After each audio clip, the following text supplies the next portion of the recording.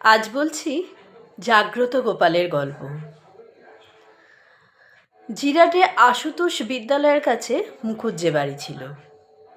সেই বাড়িতে প্রতিষ্ঠিত ছিলেন গোপাল।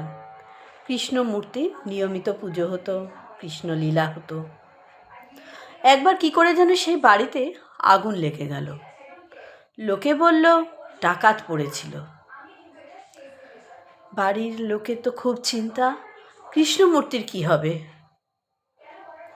আগুন নেভার পর যখন সবাই বাড়ির ভেতরে ঢুকলো, কি আশ্চর্যের ব্যাপার, কৃষ্ণমূর্তি কোথাও নেই।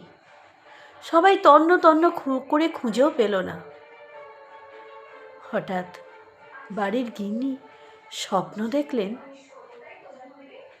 গোপাল বলছে, আমি সে কখন থেকে সিঁড়ির ঘরে চুপটি করে খড়ের গাদায় লুকিয়ে আছি।